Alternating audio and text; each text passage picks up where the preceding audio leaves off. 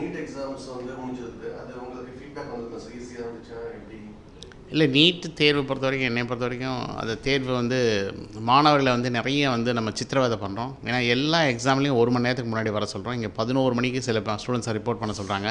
அந்த குழந்தை எத்தனை மணிக்கு சாப்பிடும்? இப்போ நான் வந்து ஒரு 10 மணிக்கு உள்ள காலத்திலே ஒழுங்காக சாப்பிட மாட்டாங்க, எக்ஸாம்லாம் இன்னும் நல்லா சாப்பிட மாட்டாங்க. நான் 10 மணிக்கு சாப்பிட்டுட்டு போய் ஹாலை கண்டுபிடிச்சி நல்ல வெயிலில் போனேன்னா 11, 12, 1, 2, 3 மணி வரைக்கும் நல்லா ஃபோக்கஸ் அண்ட் கான்சன்ட்ரேஷன் பண்ண முடியும். ஆனால் பசி வந்ததுன்னா அந்த குழந்தை எல்லா கரெக்ட் ஆன்சரும் கரெக்டாக தப்பாக பண்ணும். அதனால் இந்த இத்தனை வருஷம் எடுத்த எஃபர்ட் எல்லாம் எக்ஸாமினேஷன் கண்டக்டிங் அத்தாரிட்டி இவங்களை வந்து ஒரு வாகா பார்டர் டெரரிஸ்ட் மாதிரி ட்ரீட் பண்ணாமல் மாணவர்களாக ட்ரீட் பண்ணணும். படித்த நாமே அடுத்து வரக்கூடிய தலைமுறைக்கு நம்ம வந்து உதவலை அப்படின்னா அடுத்த ஜென்ரேஷன் எப்படி வந்து நல்லா வரும் அப்படின்னு எதிர்பார்க்க முடியும். ஏன்னா நம்மளோட முன்னோர்கள் எல்லாம் நமக்கு வந்து போட்ட ஒரு பேசிக்கலி வந்து அவங்க க்ரியேட் பண்ண என்வாயன்மெண்ட்டில் தான் நம்மளாம் வளர்ந்து வந்தோம். ஆனால் இன்றைக்கி நம்ம வந்து அடுத்த ஜென்ரேஷனை பற்றி நம்ம கவலைப்படுறதே இல்லை. ஆனால் என்னை பொறுத்த வரைக்கும் அந்த தேர்வில் போய் சேர்வதற்கான டயத்தை வந்து குறைக்கணும், தேர்வை வந்து மாற்றி வைக்கணும். ஏன்னா மத்தியானம் நிறைய பள்ளிகளில் சென்டர்ஸில் வந்து அவங்களுக்கு வந்து போதிய ஃபேன் கிடைக்க மாட்டேங்குது, உங்களுக்கு வந்து லைட்டிங் வந்து ப்ராப்பராக இல்லை. சில இடங்களில் வந்து ஹாலில் வந்து வாட்ச் கூட கிடையாது. ஏன்னா வாட்சை நம்ம வெளியே பிடிங்கிட்டு அனுப்பிடுறோம். குழந்தைங்க வந்து தேர்வு எழுதும்போது வாட்ச் வந்து ரொம்ப ரொம்ப முக்கியம். அட்லீஸ்ட் வால் கிளாக்காவது எல்லா ஹால்லையும் ப்ளேஸ் பண்ணியிருக்கணும். அது மாதிரி நிறைய விஷயங்கள் வந்து இன்னும் நம்ம வந்து நீட் தேர்வை பற்றி பேசுகிற வழியே நீட்டில் வந்து குழந்தைங்க ஷூலேருந்து பார்க்கும்போது என்னெல்லாம் பிரச்சனைகள் இருக்குங்கிறத நம்ம பார்க்க தவறிடுவோங்கிறது மிகுந்த வேதனை தருகிறது. அதே மாதிரி ஸ்டூடெண்ட்ஸ் பேரண்ட்ஸ் வந்து இன்னும் நீட் இருக்கா இல்லையா அப்படிங்கிற குழப்பத்தில் இன்னுமே போயிட்டு இருக்கு சார். அது எண்ட் கார்டு தான் என்ன? இல்லை, நீட் அரசியல் வந்து போயிட்டே தான் இருக்கும். நீட்டை பொறுத்த வரைக்கும் வந்து நீட்டை கேன்சல் பண்ணுறது அப்படிங்கிறது வந்து நிறைய ஈஸியாக வந்து பண்ணலாம். ஏன்னா வந்து நம்மளோட ஹானரபிள் பிரைம் மினிஸ்டர் வந்து 2013 என்ன சொன்னாங்கன்னா, நீட் வரும்போது ஒரு பையனை கூட நான் மெரிட்டை காம்ப்ரமைஸ் பண்ண மாட்டேன்னு சொன்னாங்க. பட் இன்றைக்கி ஒரு மாணவர் வந்து நான் வந்து 600 மார்க் என்னோடய கம்யூனிட்டி கட் ஆஃப், நான் 599 மார்க் வாங்கியிருக்கேன். பட் எனக்கு கவர்மெண்ட் சீட் முடிஞ்சிச்சு. கவர்மெண்ட் கோட்டாவில் போய் நான் செல்ஃப் ஃபைனான்சிங் காலேஜில் சேரணும்னா எனக்கு வந்து 4,50,000 லட்ச கொடுத்து அந்த கல்லூரியில் சேரணும். எனக்கு வந்து 4,50,000 லட்ச பணம் கட்ட முடியலைன்னா நான் வந்து எனக்கு வந்து கீழே மதிப்பெண்கள் குறைவாக உள்ளவருக்கு, பணம் உள்ளவருக்கு நான் சீட்டை விட்டு கொடுக்குறேன். அப்போ வந்து மெரிட் வந்து காம்ப்ரமைஸ் ஆகுது. இதை வச்சே நீங்கள் வந்து நீட்டை வந்து கேன்சல் பண்ணலாம். மெரிட் வந்து காம்ப்ரமைஸே ஆகாதுன்னு தான் சொல்லி நீட்டை கொண்டு வந்தாங்க. பட் நீட்டை பொறுத்த வரைக்கும் இன்றைக்கி வந்து நான் முதல்ல சொன்ன மாதிரி எக்ஸாமினேஷன் பொறுத்த வரைக்கும் நிறைய தேர்வுகள் வந்தாலும் நம்ம 1970s டாக்டர் மால்கம் ஆதிசேஷையா அவர் ரொம்ப அழகாக சொல்லியிருந்தார்.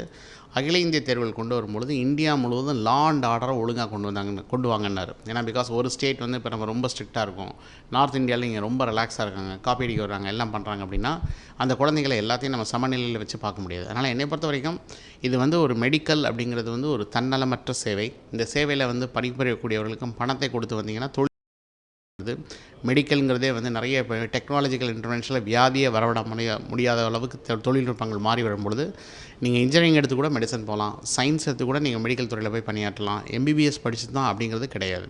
அதை புரிந்து கொள்ளக்கூட முடியாத மக்கள் தான் இன்னும் எம்பிபிஎஸ் போகிறது மேலே இருக்காங்க. பட் அது ஒரு தன்னலமற்ற சேவை. கோவிடில் எத்தனையோ டாக்டர்ஸ் அவங்களோட ஃபேமிலிஸ் எல்லாம் தாண்டி எவ்வளோ இழப்புகளை தாண்டி அடுத்தவங்க நல்லா இருக்கணும்னு நினச்சி அந்த மாதிரி பண்ணிவிடுறாங்க.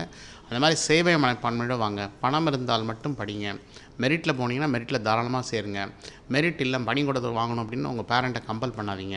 ஏன்னா நிறைய பெற்றோர்கள் நான் கோவிட் டைமில் பார்த்தேன், அப்பாக்கள் வந்து நிறைய கடன் வாங்கி குழந்தைங்களை படிக்க வச்சுட்டு கடைசியாக கோவிடில் அப்பா இறந்து குழந்தைங்க கோர்ஸையும் படிக்க முடியாமல் அந்த இதையும் கம்ப்ளீட் பண்ண முடியாமல் நிறைய குடும்பங்கள் வந்து இன்றைக்கி கஷ்டப்படுறது. அந்த மாதிரி ஒரு சூழ்நிலைக்கு இன்றைக்கி இருக்கிற மன அமைதியே போதும்.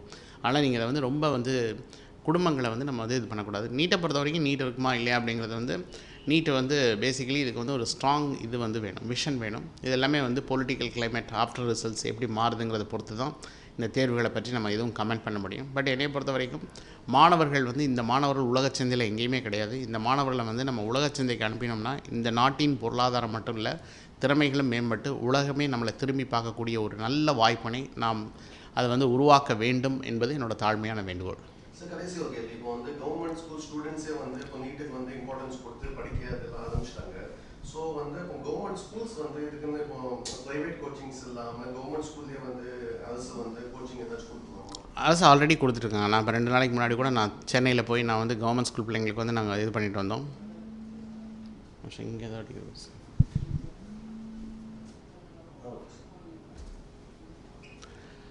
இல்லை, தமிழக அரசு ஆல்ரெடி இது வந்து ஸ்டெப்ஸ் எடுத்து பண்ணிகிட்ருக்காங்க. இப்போ நான் சென்னையில் கூட போய் சென்னை சிஓட சேர்ந்து கிட்டத்தட்ட ஒரு 400 குழந்தைங்களுக்கு வந்து நாங்கள் மெட்ராஸ் கிறிஸ்டின் காலேஜ் பள்ளியில் வந்து நாங்கள் வந்து நீட்டுக்கு டிப்ஸ் அண்ட் ட்ரிக்ஸ்ன்னு பண்ணிட்டு வந்தோம். அரசு வந்து நிறைய முயற்சிகள் இருக்குது. எண்ணற்ற ஆசிரியர்கள் தன்னலமற்று அவங்க வந்து நிறைய சேவை செய்கிறாங்க. இந்த ஆசிரியர்கள் வந்து இவங்க வந்து பாராட்டலுக்குரியவர்கள். என்ன ரீசன் அப்படின்னு சொல்லனா, அவங்க லீவெல்லாம் விட்டுட்டு பிள்ளைங்களுக்கு வந்து இலவசமாக, அதுவும் கஷ்டப்படுற பிள்ளைங்களுக்கு சொல்லித்தர அந்த சேவையை வந்து நம்ம வந்து நிச்சயமாக வந்து கொண்டாடப்பட வேண்டிய ஒன்று.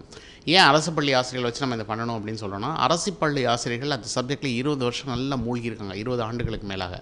அவங்களுக்கு தெரிஞ்ச அளவுக்கு அந்த சப்ஜெக்டோட டெப்த்தை வந்து வெளியே இருந்து யார் வந்து சொல்லித்தர முடியாது. அதனால் நம்ம ஆசிரியர்களே இந்த மாதிரி முயற்சிகள் எடுத்து குழந்தைங்களை ட்ரெயின் பண்ணது வரவேற்கத்தக்கது. இந்த குழந்தைங்க நிச்சயமாக நிறைய வெற்றி பெற்றதுக்கும் வாய்ப்பு இருக்குது. ஆனால் அந்த குழந்தைங்களை வந்து இப்போ நம்ம வந்து ஒரு தனியார் இது மாதிரி வந்து நம்ம அவங்கள பிடிச்சி வைக்க முடியல. ஏன்னா டீச்சர்ஸ் வந்து ஸ்கூல் விட்டவுடனே அந்த டீச்சர்ஸோட ஹோல்டு அப்படிங்கிறது கொஞ்சம் கொஞ்சமாக குறையுது. அதுக்கு அந்த குழந்தைங்க நிறைய விருப்பப்பட்டு இது வாலண்டியராக 400 பேர் வந்தாங்க அப்படிங்கிறது வரவேற்கத்தக்க விஷயம்.